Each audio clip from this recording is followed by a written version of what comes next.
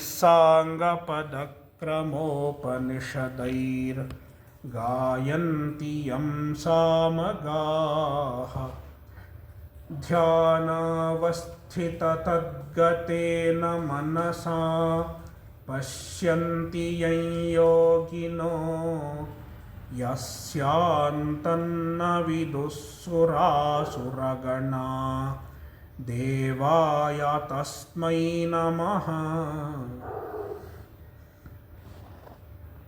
Bhagavadgita अध्याय 12 Shloka 14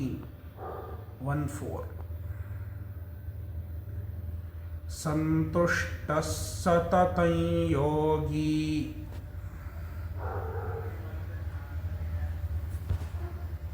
यतात्मा दृढनिश्चयः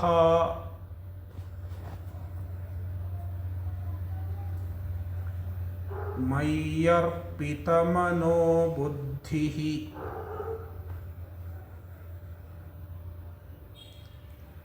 यो मद्भक्तः स मे प्रियः.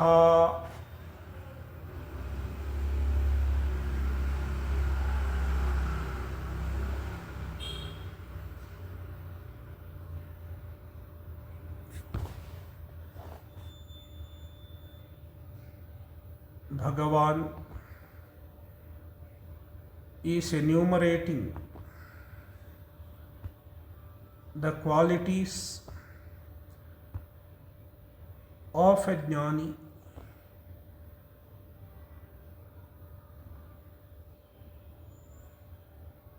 one should try to cultivate these qualities, because as Shankaracharya says, siddhasya lakshanani sadhakasya sadhanani. The characteristics of a siddha, the characteristics of a jnani are sadhanas for a sadhaka, for a mumukshu. That is why Bhagavan is listing out certain qualities of a jnani, a jivan mukta.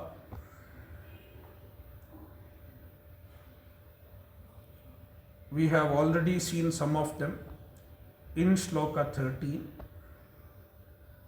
Now, santushta satatam, satatam santushtaha.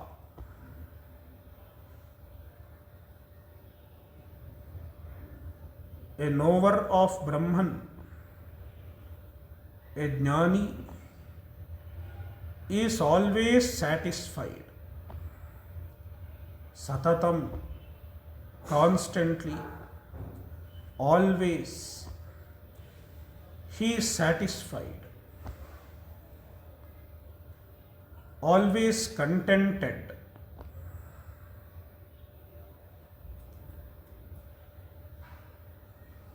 He is contented because he has understood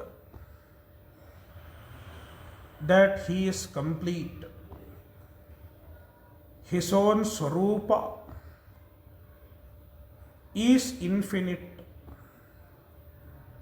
Therefore, his own Swarupa is complete in itself.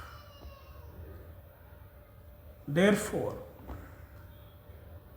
he does not have to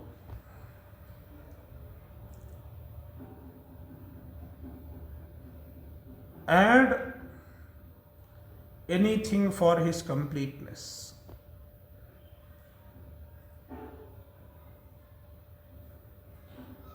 He is not dependent on any external accomplishment for his satisfaction.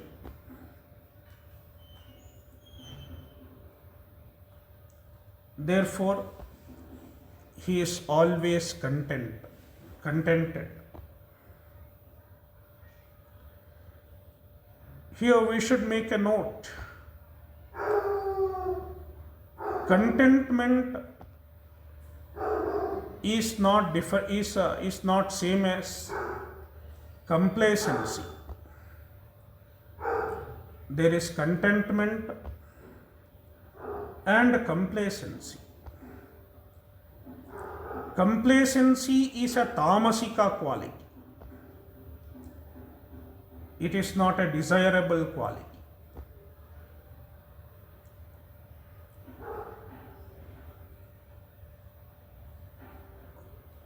When there is a need for improvement and somebody is not working for improvement, he is just ignoring the necessity to work for improvement, then it is complacency.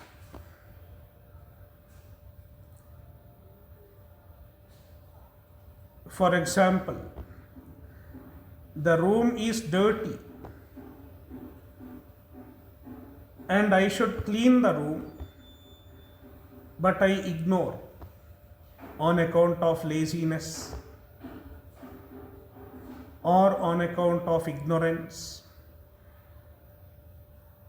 I just remain happy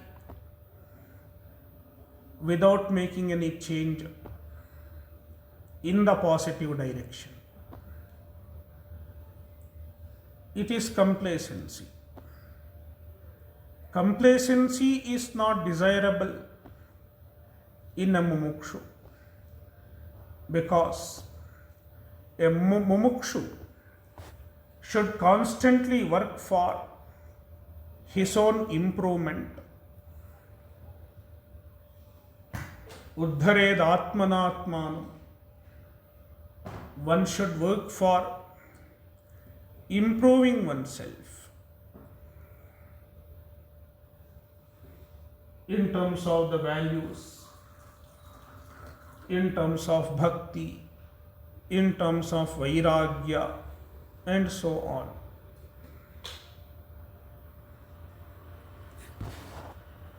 Meanwhile, contentment means he is not dependent on external sources for happiness. He is not dependent on certain events in life for his happiness.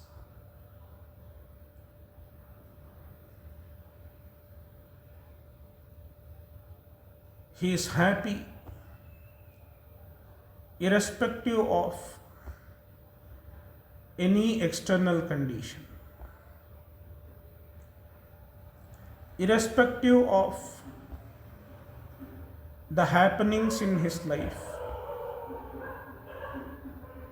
He remains satisfied.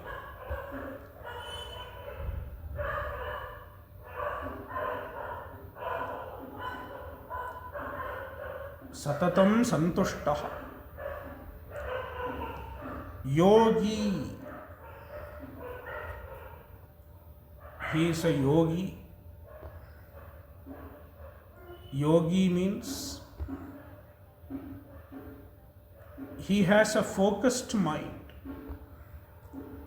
Yogaha asya astiti yogi. A person with a focused mind is called yogi.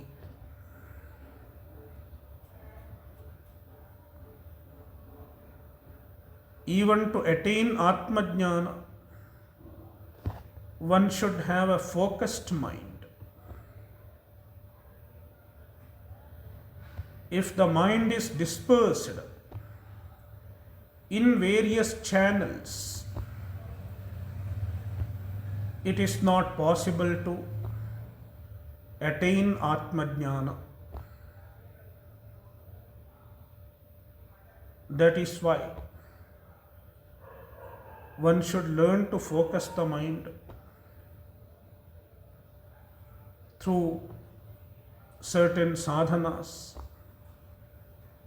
like dhyana, japa, puja, etc. All such sadhanas help in cultivating the ekagrata. Ekagrata means single pointedness. An ordinary mind has many points. It has many focal points. Sometimes it is focused on relatives. Sometimes it is focused on job. Sometimes it is focused on house. And for a while it is focused on Ishvara for 10 minutes, etc.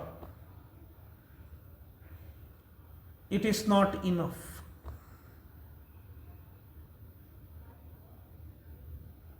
Ishvara has to be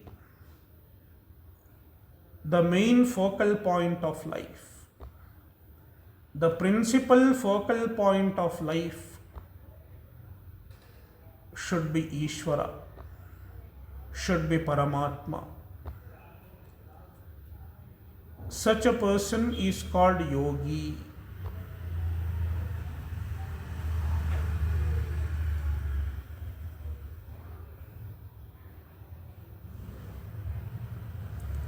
Yatatma. If one has to become a yogi, he should have mastery over his mind and senses. Yataha atma yasya saha yatatma.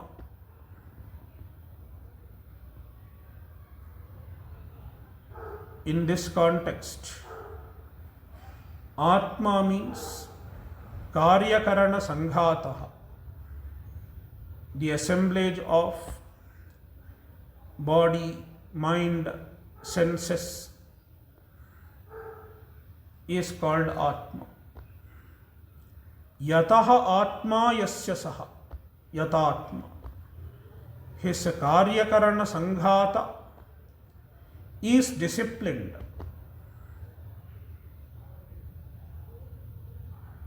He has a disciplined mind, disciplined senses. Such a person is called Yatatma. His mind and senses do not behave impulsively. Instead, they behave in a disciplined way. Even the disciplining has to be accomplished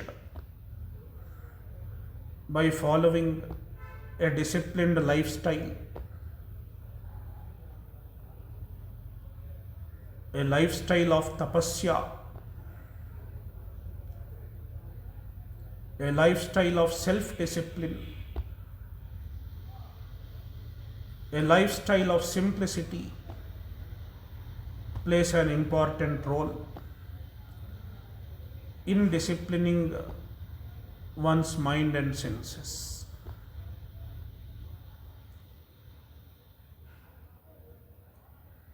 Dridhanishchayaha. He has firm conviction. Firm conviction regarding the truth revealed by the Shastra. First of all, one should have firm conviction regarding the validity of the Vedas as pramana. Vedas are pramana. As Krishna himself says, Tasmat Shastram Pramanam Te.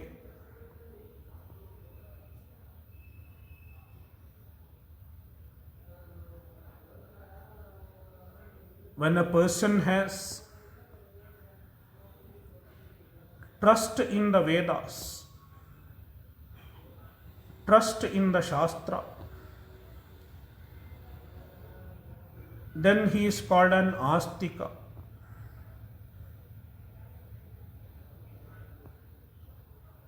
According to the tradition, one who trusts the Vedas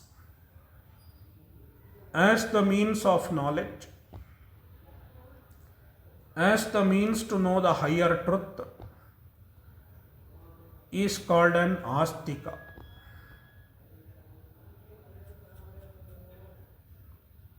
First of all, one should have a firm conviction that Veda is pramana. And then he should have conviction regarding the teaching of the Veda also. The values revealed by the Vedas are true. Therefore, I will follow the teaching of the Vedas. I will live by the values revealed by the Vedas. One should have this conviction. And ultimately, he gets the conviction, he gets the nishchaya of the ultimate truth. Aham Brahmasmi. I am the Brahman. Brahman alone is real. Jagat is unreal. Jagan Mithya. Ultimately, he gets this conviction. And even that conviction, even the conviction regarding Brahman is dridha. It is steady, unshakable. Most often, our conviction is shaken. For a while, you listen to the Swami and he says, Veda is pramana, Brahman is real, etc. At that time, this person gets convinced. But then, after that, he speaks to his friend or she speaks to her friend. She has some other understandings. You don't have to study Vedanta. You don't have to learn Bhagavadgita. You just do some meditation and then a light will appear and then you will get moksha. So people have their own ideas. There are many ideas that are floating among the public. When we hear those ideas that are not in accordance with the Shastra, then our conviction gets shaken.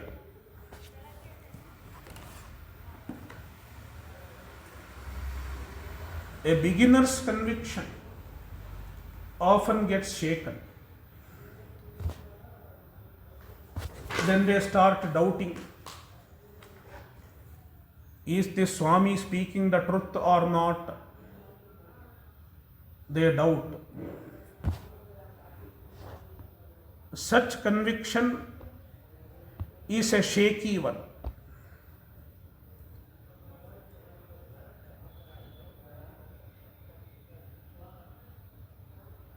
To be a jnani, one should have dridha nishchayaha, very firm conviction. A conviction that cannot be shaken at any point of time.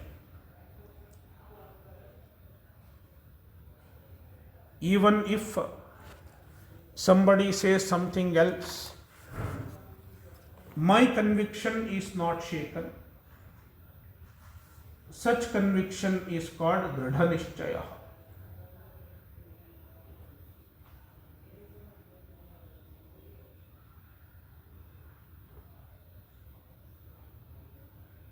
Madhusudan Saraswati दृढ़ः कुतार्किकैः अभिभवितुम् अशक्यतया स्थिरो निश्चयः अहमस्मि अकर्तृ अभोक्तृ सच्चिदानन्दाद्वितीयं ब्रह्म इत्यध्यवसायो यस्य सः दृढनिश्चयः.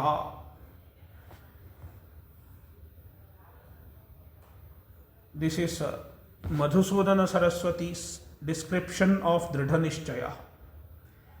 Sometimes we come across Kutarkikas.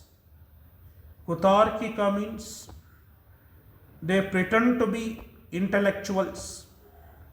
They pretend to be very rational.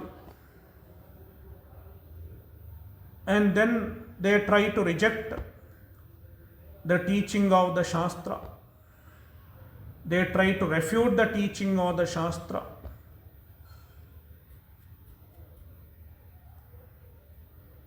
And try to convince you your understanding is not correct. There is no Brahman. Bhagavadgita is not true, etc. Even then, if your conviction is not shaken and you are very sure, you hold on to your understanding is not shaken, you don't get into a confusion regarding the understanding of the self. Instead you say, Ahamasmi akartru abhoktru satchidanandadvitiyam brahma. I am the Brahman which is Satchidananda, which is not karta, not bhokta, neither doer nor enjoyer. I am that kind of Brahman. This conviction is not shaken. Then it is Dridha Nishchaya. And such a person is called Dridha Nishchaya.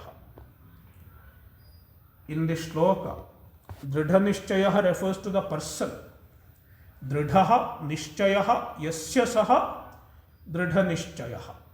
Bahuvrihi samasa. One who has firm conviction is called Dridha Nishchaya. Mayyarpita mano buddhihi.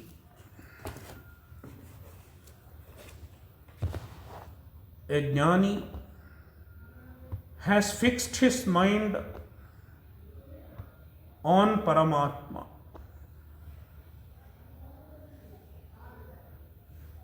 Mind involves two aspects, two faculties. One is manas, another is buddhi. Sometimes we say four aspects: manaha, buddhi, ahankara and chitta. Mind has four faculties. Manaha can be understood as the emotional faculty. the faculty of mind associated with all emotions like desire, love, etc. Buddhi is the intellectual faculty, the faculty of mind that is responsible for all cognitive functions, rational thinking, and nishchaya. Mainly it is nishchaya, ascertainment or decision.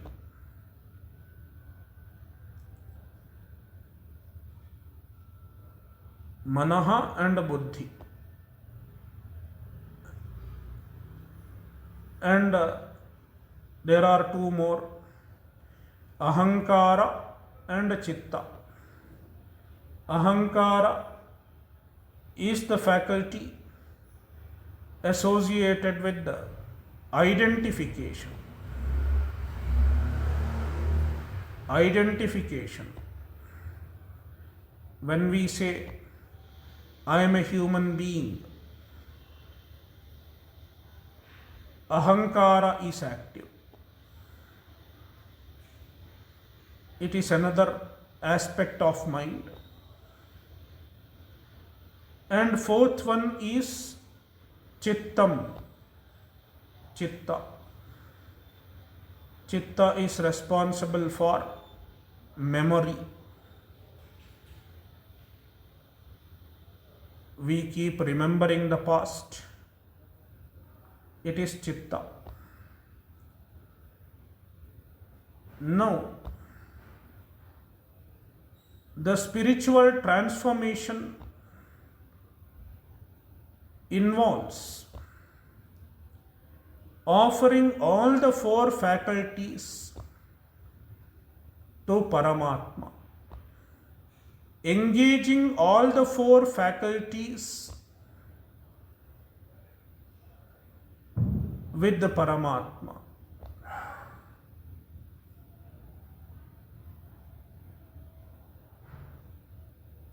Offering all the four faculties to Paramatma. Dedicating all the four faculties to Paramatma.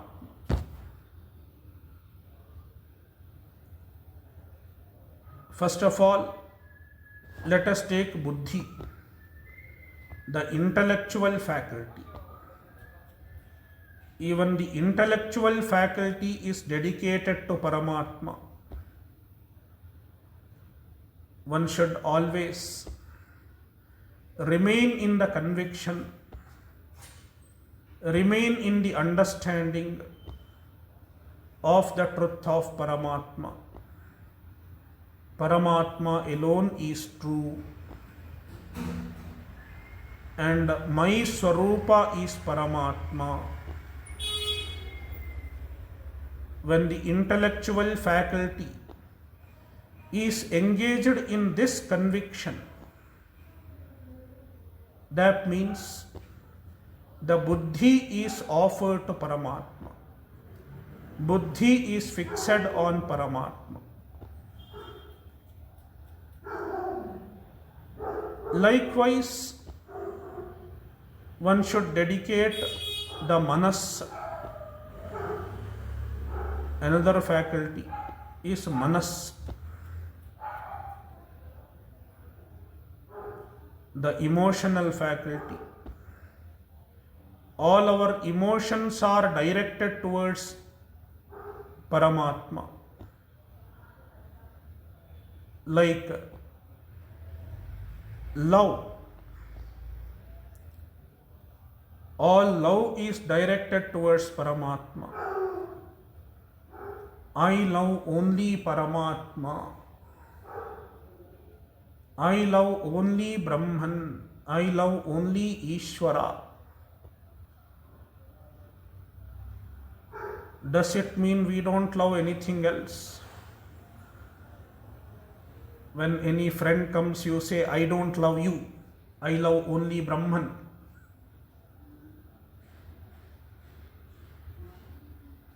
One should learn to see the same Paramatma in everyone. Then the love towards everyone, love for everyone, becomes the love for Ishvara, becomes the love for Paramatma. That is why a jnani is able to love everyone as the Ishvara himself.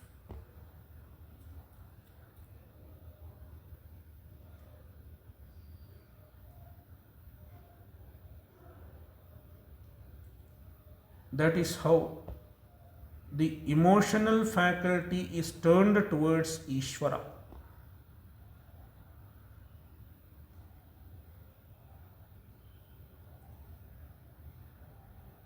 And then the other two also, Manaha and Buddhi, stands for the other two also. Ahankara. Even the Ahankara is offered to Ishvara, offered to Paramatma. In the beginning, the Ahankara is offered by looking upon oneself as Ishvara's dasa. I am Bhagavan's dasa. There is an attitude of dasya. Dasya does not mean slavery.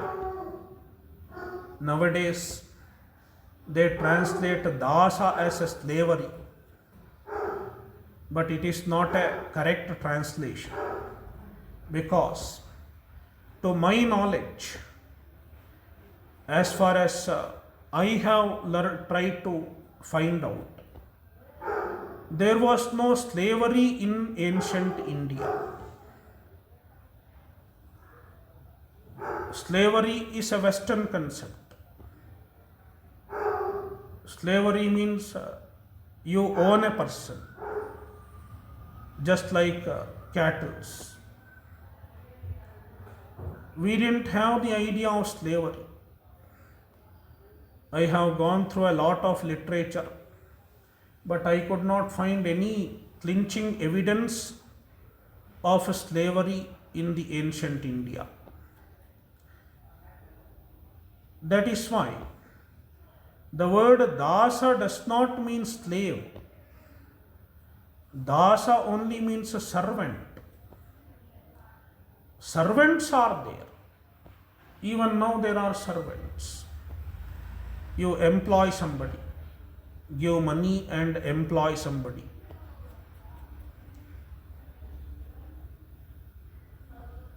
That person is a dasa. Sometimes you hire him for a long time by making him write a bond. Perhaps even such system was there.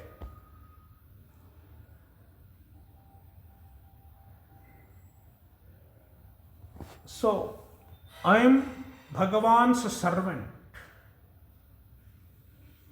dasya.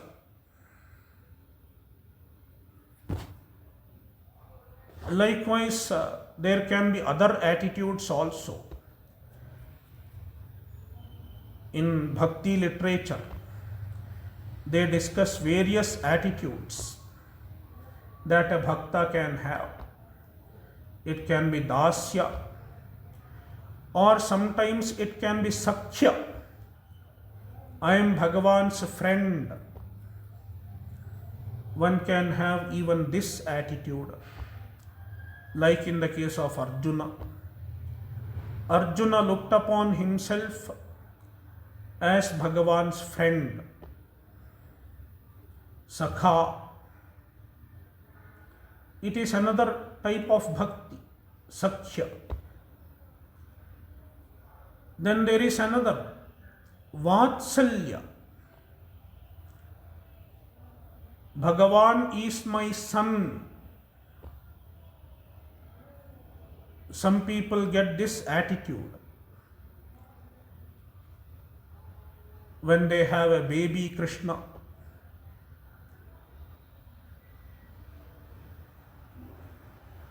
I am Bhagavan's mother or Bhagavan's father. This attitude is Vatsalya. Like in the case of Yashoda, Vasudeva, Devaki, Kausalya. It was the attitude of Vatsalya.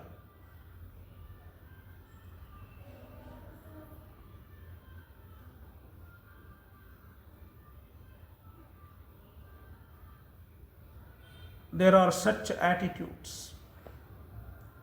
One can entertain such attitude towards Bhagavan in the beginning, and ultimately it culminates in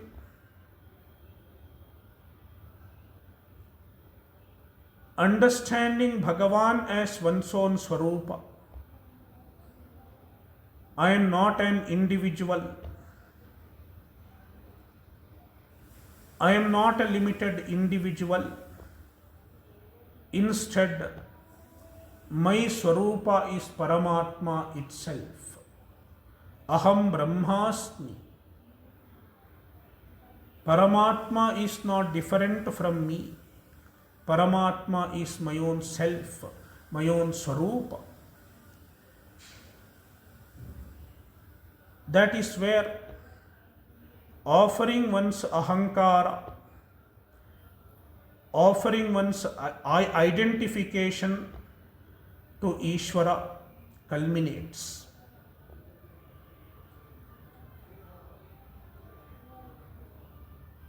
And the fourth one, Chittam, the memory faculty. Even the memory faculty should be dedicated to Paramatma, because we spend a lot of time remembering our past. This happened to me, that happened to me, he said this, she said this, he did this. We keep remembering our past. Instead of remembering our past, one should learn to remember Ishvara. One should learn to remember Paramatma. Smaranam. That is why Smaranam is a sadhana. Smarana means remembering. Instead of remembering my regretful past,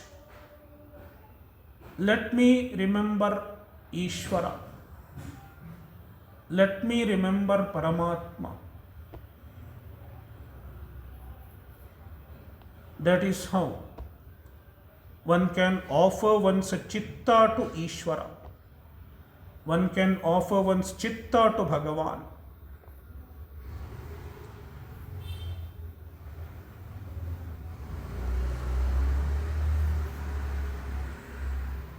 Smaranam can be done in many ways. It can be Namasmaranam, repeating Bhagavan's name and thereby remembering Bhagavan. It can be Leelasmaranam, recollecting Bhagavan's Leela, Rama Leela, Krishna Leela, Devi Leela, etc.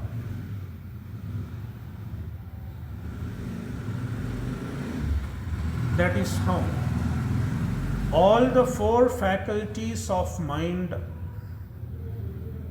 are offered to Paramatma, are dedicated to Paramatma.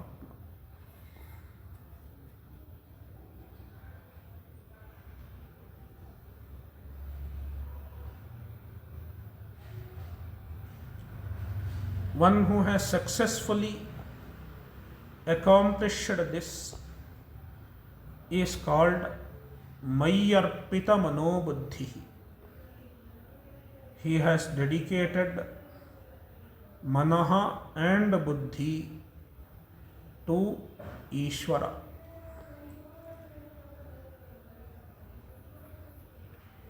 The other two faculties, Ahankara and Chitta, are included in these two. We can include Ahankara with the Manas. Ahankara can be included with the Manas, and Chitta is included with the Buddhi. Some people do the other way around also, but I prefer this because of some reason. So Ahankara is included in Manas and Chitta is included in Buddhi.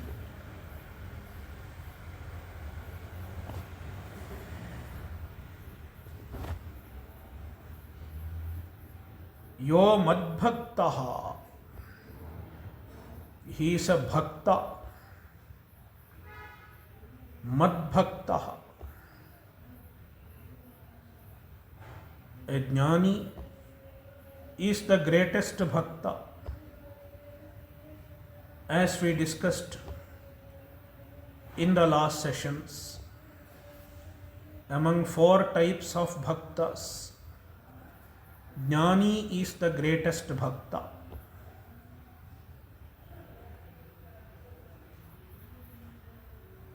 Because only a Jnani can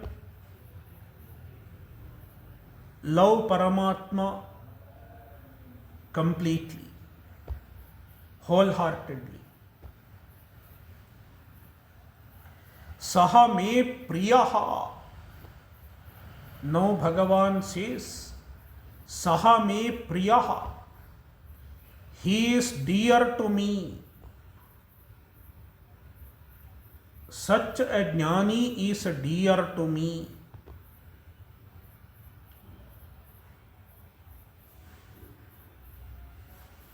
Now one may get a question. Is Bhagavan partial? Is Bhagavan biased?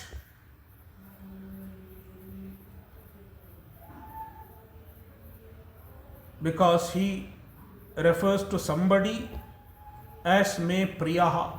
He is dear to me. That means others are not dear to him. Then we have to remember another shloka in Bhagavadgita itself. Samoham sarvabhuteshu name dveshyosti na priyaha. Krishna clearly says, I am equal to everyone. I am equal to everyone. Name dveshyosti na priyaha. I do not hate anyone, and also I don't have any bias towards anyone. Priyaha. I am not attached to anyone. Bhagavan does not hate anyone, and Bhagavan does not lean towards anyone, unlike human beings. The human beings are generally biased. That is why there is a lot of nepotism in many fields.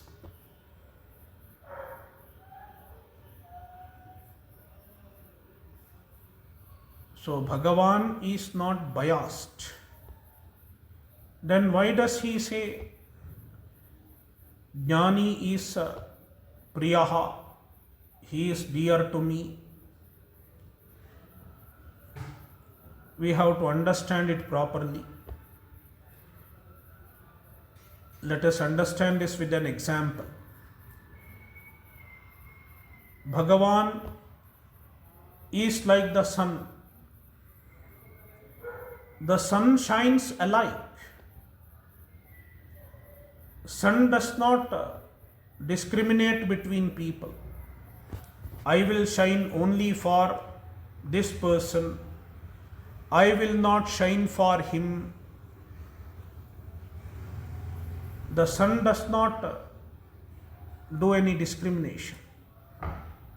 Sun is shining equally. Now there is a gentleman. He wakes up very early and he exposes himself to the sunlight early in the morning, does Surya Namaskara as soon as the sun rises, offers Arghya to the sun, then he is benefited by the presence of the sun. Whereas another person, even though sun shines on his roof also, but he does not wake up. He does not even open his curtains when the sun arises.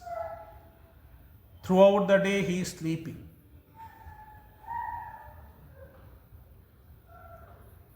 Now can you say sun is biased? The sun is not biased. Sun is equally shining, unbiased. Then somebody makes use of sunlight. Somebody gets the benefit of sunlight on account of his own effort to wake up early, to go out in the sun, etc., to bask under the sunlight. Whereas the other person is reluctant to come out, reluctant to wake up. In the same manner, an ajnani is reluctant to awaken himself for the presence of Paramatma. Even if you tell him there is Paramatma, he refuses.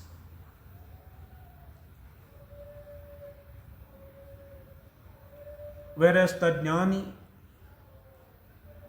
through his own effort, he has gained access to the gracious presence of Paramatma everywhere. To the gracious presence of Paramatma as his own Swarupa, as his own self. That is why Krishna says, he is dear to me.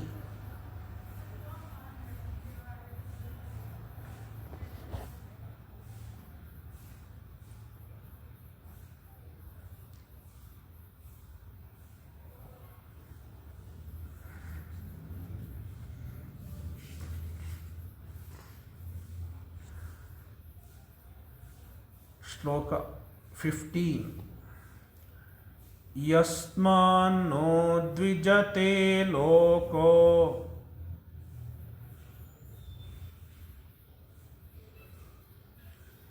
lokano dvijate chayaha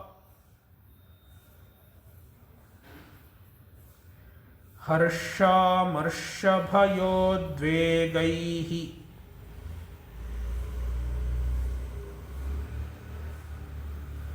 मुक्तो यस्य च मे प्रियः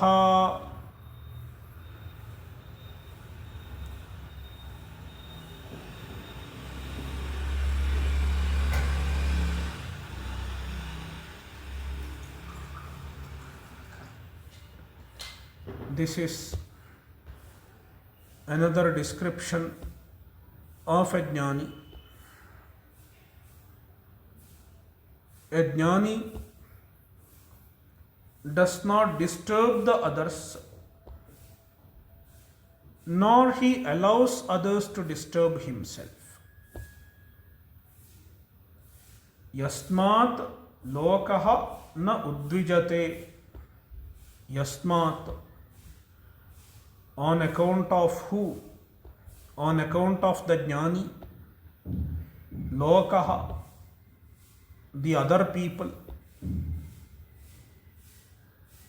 The people in the world.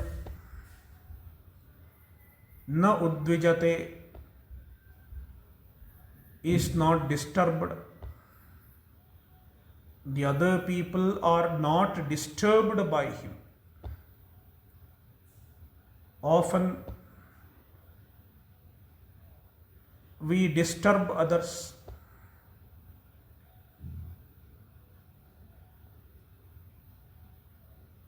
On account of our words, through our words and behavior.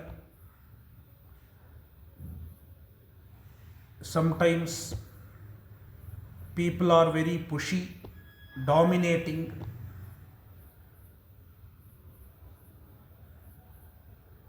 And sometimes people manipulate others.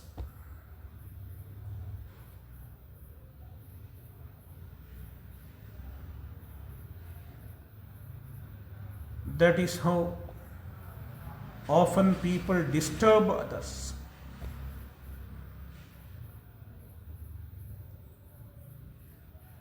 We disturb others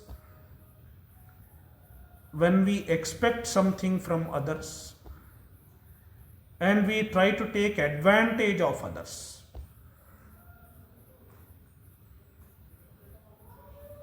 We try to use others for our own benefit.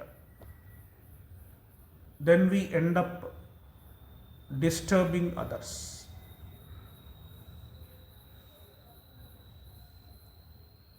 A jnani does not expect anything from others. He does not build expectation on others. He should do this to me. She should do this to me. He is free from such expectations. That is why he allows freedom to others.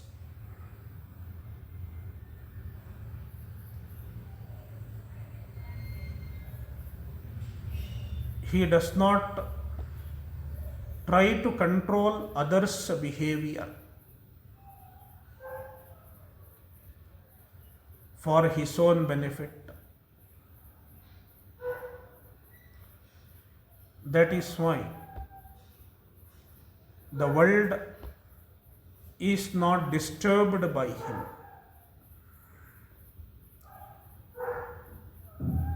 He does not dominate over others. He does not behave in a pushy manner. And he does not manipulate others.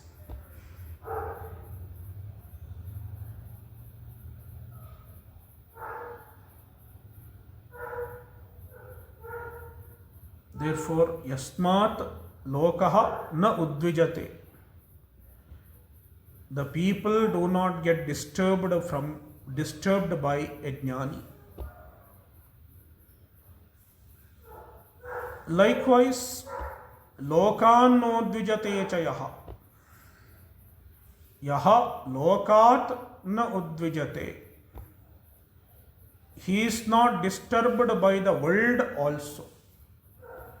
lokat, by the people in the world, na udvijate, he is not disturbed. Even if somebody tries to disturb him, they fail to disturb.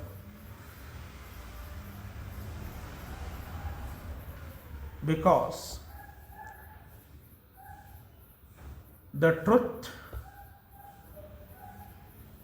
of the world is that we can get disturbed only when we allow others to disturb us. It is true to a large extent. I will not say it is absolutely true, but to a large extent it is true.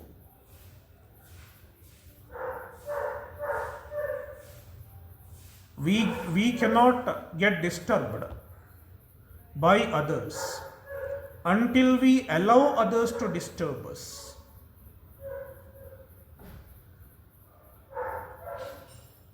Mainly the others' behavior. When does somebody else's behavior disturbs us?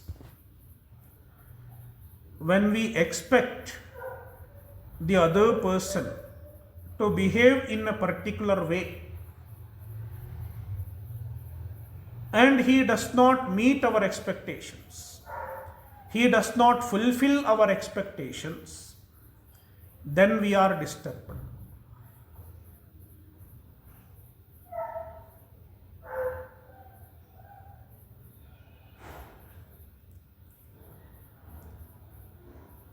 When a jnani does not expect the other person to behave in a particular way, he is not disturbed by the behavior of the other person.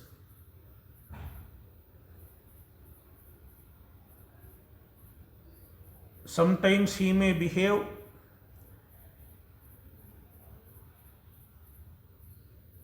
in a conducive way. Even then the jnani is fine. Sometimes he may not behave as per somebody's expectation. Even then the jnani does not complain. He is not disturbed because the other person's behavior does not affect a jnani, because he does not expect the other person to behave in a particular way. His happiness is not dependent on somebody else's behavior. Therefore, lokanno dvijate chayaha. Om Purnamadah Purnamidam Purnat Purnamudachyate Purnasya Purnamadaya Purnamevavashishyate. Om Shanti Shanti Shanti.